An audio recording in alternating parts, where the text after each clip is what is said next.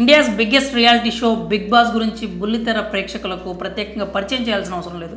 విదేశాల్లో ఎంతగానో సక్సెస్ అయిన బిగ్ బ్రదర్ షోని ఇండియాలో బిగ్ బాస్గా స్టార్ట్ చేశారు.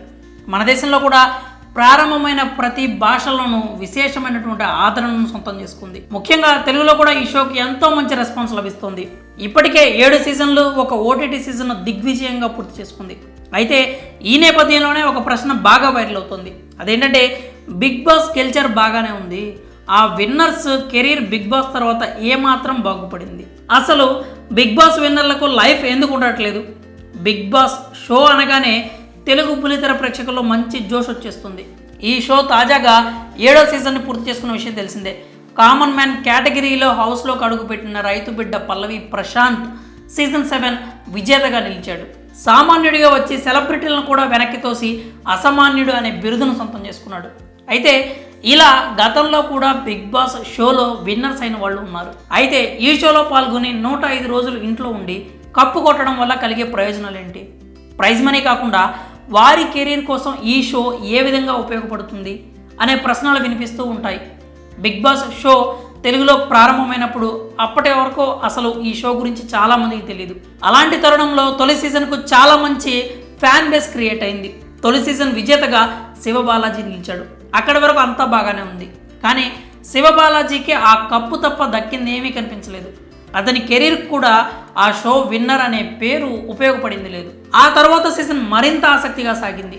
కౌశల్ విన్నర్ అయ్యాడు. కౌశల్ కోసం ఒక ఆర్మీ కూడా ఏర్పడింది. కౌశల్ ఆర్మీ అతన్ని విన్నర్గా నిల్చోబెట్టింది. ఆ తర్వాత కౌశల్ కెరీర్లో సాధించిన విజయాలు, దక్కిన అవకాశాలు ఏమైనా ఉన్నాయా అంటే శూన్యమనే చెప్పాలి.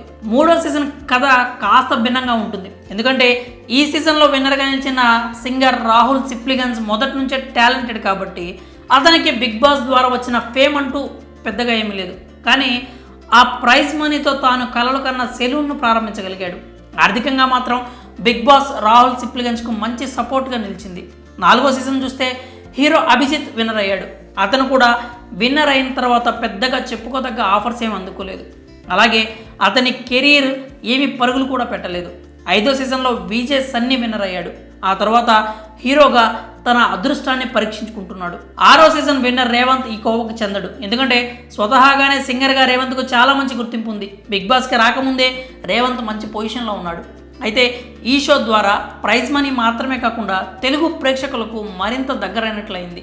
ఇక ఓటీటీ విన్నర్ బిందు మాధవికి కూడా తెలుగులో పెద్దగా అవకాశాలు వచ్చినట్లు కనిపించట్లేదు. ఇటీవల ఒక వెబ్ సిరీస్లో మెరిసింది. తాజాగా సీజన్ 7 విన్నర్గా నిలిచిన రైతు బిడ్డ జీవితం ఈ బిగ్ బాస్ తర్వాత ఎలా మారుతుందో చూడాలి. స్వతహాగా రైతు బిడ్డ సోషల్ మీడియా ఇన్ఫ్లుయెన్సర్ కాబట్టి అతని లైఫ్ ఏమైనా టర్న్ తీసుకుంటుందా అంటే వెయిట్ చేయాల్సిందే. అయితే బిగ్ బాస్ వల్ల కెరీర్లో దూసుకుపోయిన వాళ్ళు కూడా బాగానే ఉన్నారు. ఒక కామన్ మ్యాన్గా హౌస్లోకి అడుగుపెట్టిన రివ్యూవర్ ఆదిరెడ్డి లైఫ్ ఇప్పుడు చాలా అద్భుతంగా మారిపోయింది. అలాగే సోహెల్ కూడా బిగ్ బాస్ రెమ్యూనరేషన్ సూట్ కేసులో వచ్చిన డబ్బుతో బాగానే సెటిల్ అయ్యాడు. ముఖ్యంగా హీరోగా వరుస సినిమాలతో దూసుకుపోతున్నాడు. తాజా సీజన్లో యూట్యూబర్గా వచ్చిన టేస్టీ తేజ కూడా సినిమాల్లోకి ఎంట్రీ ఇస్తున్నాడు. ఇప్పటికే 4 సినిమాలు సైన్ చేశానని చెప్పాడు. ఇన్నాళ్ళు సంపాదించింది ఒక ఎత్తు అయితే బిగ్ బాస్ తర్వాత అంత సంపాదించానంటూ చెప్పుకొచ్చాడు. అయితే బిగ్ బాస్ విన్నర్లకు మాత్రం పెద్దగా ఉడిగిందేమీ లేదనే చెప్పాలి. బిగ్ బాస్ వల్ల కెరీర్లు పాడైన వాళ్ళు కూడా ఉన్నారు. మొత్తానికి ఈ షో వల్ల పేరు, ప్రైజ్ మనీ అయితే వస్తున్నాయి. కానీ కెరీర్కి మాత్రం ఈ టైటిల్ పెద్దగా అక్కడికి రావట్లేదు. మరి బిగ్ బాస్ టైటిల్ విన్నర్స్కు ఎందుకు లైఫ్ ఉండట్లేదు? మీ అభిప్రాయాలను కామెంట్స్ రూపంలో తెలియజేయండి.